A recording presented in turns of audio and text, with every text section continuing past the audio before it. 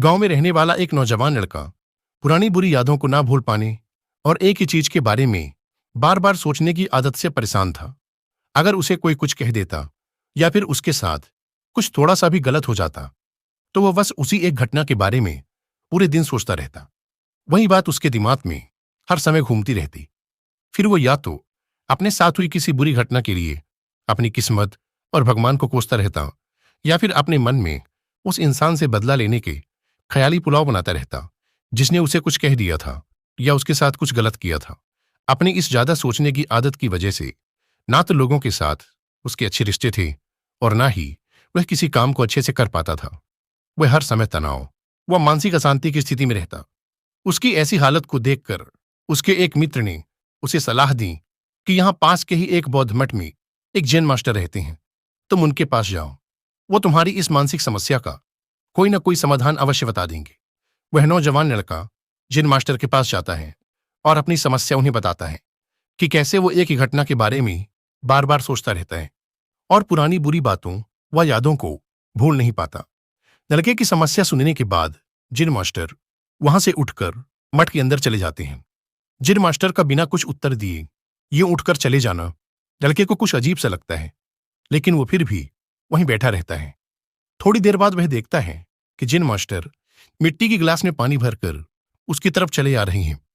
जिन master लड़के के पास आकर खड़े हो जाते हैं तो लड़का भी उनके सामने खड़ा हो जाता है।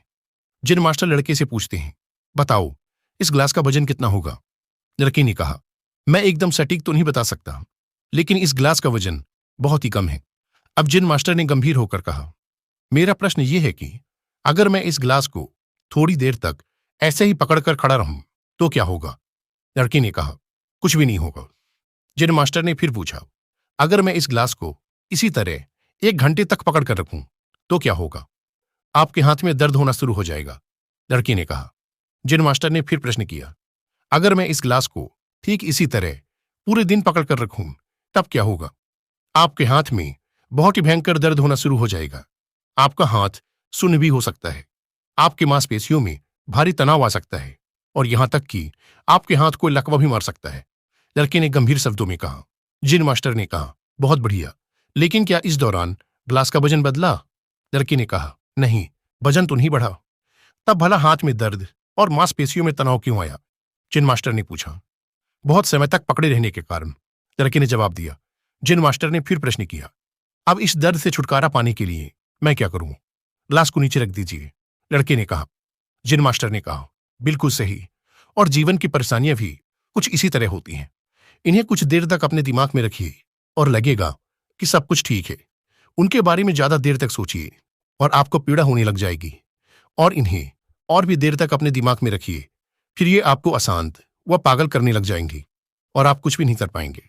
जिन मास्टर ने लड़के की तरफ इशारा करते हुए कहा, अपने जीवन की पिछली गलतियों और घटनाओं के बारे में सोचना जरूरी है, लेकिन उससे भी ज्यादा जरूरी है उनसे सीखकर आगे बढ़ना।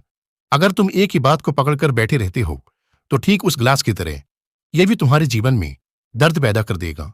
अगर तुम आज अपने अतीत को लेकर बैठे रहते हो तो यह आज भी तुम्हारे हाथ से निकल जाएगा और फिर तुम भविष्य में इसके लिए पश्चाताप करोगी।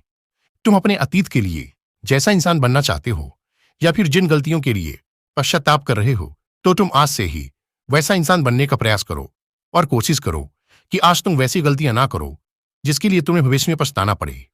इसलिए चिंता करना बंद करो और अपने आज के कर्मों पर ध्यान दो, क्योंकि चिंता व्यक्ति को उसकी चीता तक ले जाती है। दोस्तों, चिंता करने की आदत को छोड़कर एक खुशहाल जीवन कैसे जिया जाए, इस पर विश्व प्रसिद्ध लेखक डेल कार्नेगी ने एक बहुत ही अच्छी किताब लिखी है जिसका नाम है how to stop worrying and start living, यानी चिंता छोड़ो, सुख से जियो। अब तक 10 मिलियन से ज्यादा लोग इस किताब को पढ़ चुके हैं। और अगर